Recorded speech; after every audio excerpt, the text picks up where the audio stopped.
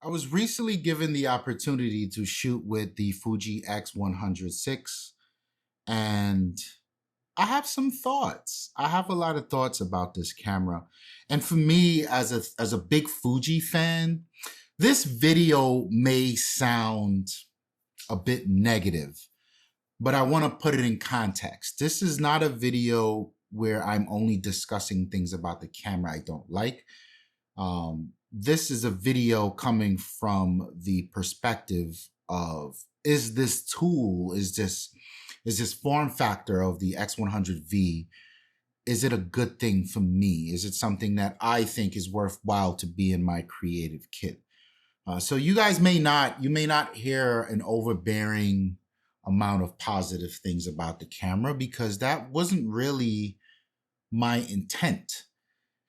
And to give you some additional context behind it, it's not my intent because it's a Fuji and I love Fuji. The shit is dope out the gate. I know it's dope. It's about, is it the right type of dope for me to do the song and dance, right? Do I need to now track this shit down because it's hard to get? Do I need to pay somebody plus $500 because I can't find it and supply is low? Is it worth that for me, right? And there's a good bit of trade-offs with this form factor. So please forgive me if this sounds like I'm pissing all over the camera. I'm not. It's just a very critical eye as if it's a fit for me or not. But the one thing I will say that I quite enjoyed this camera, I'll start with my positives first, is that new film simulation, Reala Ace. That shit is dope. It's dope, dope, dope. Like I don't know what it was about it. I purposefully underexposed a lot of my shots with this camera. And I found that the look I got from Reala Ace was just like, it was chef's kiss. Like I could not have dreamed up a more complete and beautiful look in post than what this gives me. And this is what I quite love about Fuji. In the last like 2 years, I've started my dismount from the post-production high horse. Like I don't care. I don't want to touch unless it's my professional work where I'm doing events, I'm doing family stuff, or I'm doing portraits. Like I'm not editing anything. I don't want to do it. I don't do it in my own family documenting journey. I don't do it in my street photography. So like, I don't care about Photoshop and Lightroom anymore. Not when it comes to my creative stuff. So Fuji gives me that freedom to allow the camera to provide the look. And this is why I love Reala Ace, because all I did was copy the photos out of the camera onto the computer, and I just sat back and I enjoyed the moments that I was able to capture. And that to me is a huge win. Huge win.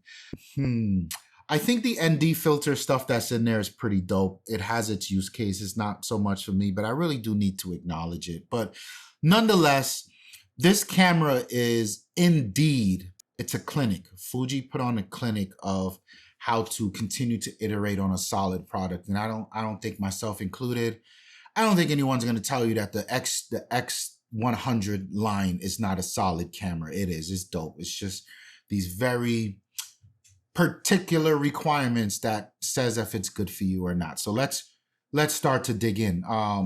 The form factor. I find that the X Pro, the XT line is much more comfortable. It's the most comfortable to hold to me. The XT line, I guess that makes sense because it's their workhorse line, so to speak, outside of the XH. The X Pro line is the most handsome, and to me, it's also fairly comfortable. The X100, unless you've got that thumb grip, I was not a fan of how this camera handled. Things were in places that made sense. It just wasn't a super comfortable camera for me to hold. And I'm not really willing to hold that against it, because if this camera slots into your use cases, you will become accustomed to handling it. So I don't want to say it's a deal breaker. It's just a call out that's like, it's not the most comfortable thing to hold. And if you guys have one and you're struggling with the handling of it, I would suggest investigating one of the the thumb things. I don't know what the thumb supports that you put into the geez, the hot shoe or whatever it's called, and that can kind of improve your experience. I wasn't a fan of of course, it's a fixed lens camera. I wasn't a fan of the mechanics when you turn on the camera, like that zoom in and out. Like, I could see that becoming a little nerve-wracking, particularly if the camera turns on in the bag or what have you.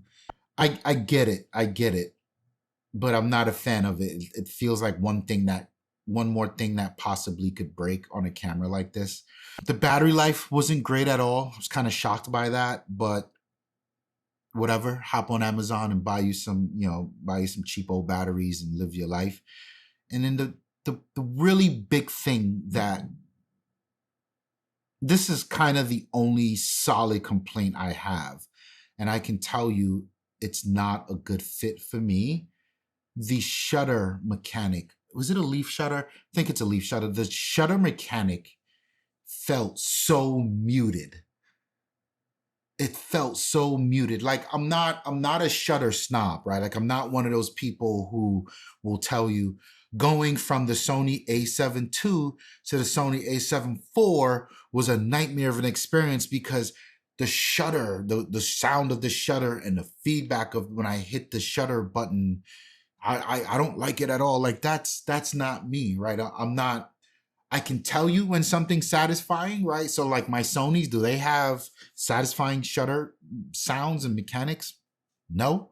My Nikon film camera, now that's something that makes you feel like if every time I hit this button, it's gonna cost me $2, it's worth it, right?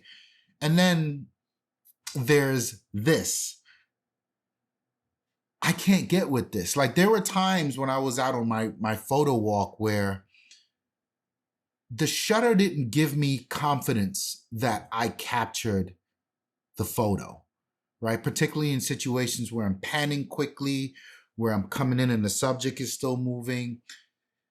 I know my shutter settings, are fine. I know the exposure is fine, but it felt like, what is that old saying? Signed, stamped, and delivered. The stamp piece of the experience counts. I'm not saying that I live my life there, but it counts. And this was kind of the first time that I've ever used a camera that reminded me that it counts, because I didn't have that confidence. I didn't have that feedback, like, moments coming, you got to get decisive. You know your exposure triangle and you hit the button, you got it. It didn't give me that confidence. But all in all, I think with the time that I spent with the X100VI, I think it's an amazing kit for enthusiasts. I think it's an amazing kit for creatives. And it's a beautiful thing to look at, right? It's a very beautiful thing to look at. Now, dealing with my issues and how I handle this camera, now I'm starting to think about, damn, what is it like to use a Leica? Because I feel like Leicas are very much the same, the kind of that same world where it's just this long block of aluminum and some dials and shit, right? Like, yeah, but I do think it's a very handsome camera to look at. I think it's got that Fuji-ness to it. And by Fuji-ness, I mean, if it sits off over there on your camera shelf or shelf anywhere, you look at it, it calls to you. It always wants you to, yo, grab me. Let's go create something, right? It definitely has that to it. And I think it's a dope camera. It's just not for me. And I would encourage anyone that's really weighing the pros and cons of this format to still continue to consider it, because it is dope. It's just, there's some things you need to pay attention to. Anyway, thank you for sticking around. Thank you for giving me your time. Like the video if you like it. Hit the conversation, hit the comments to continue the conversation down below. I love to see these comments snowball into different perspectives and different ways of thinking and viewing things. Yeah, my name is Ramon. Thank you so much for your time again. I'm out of here. Peace.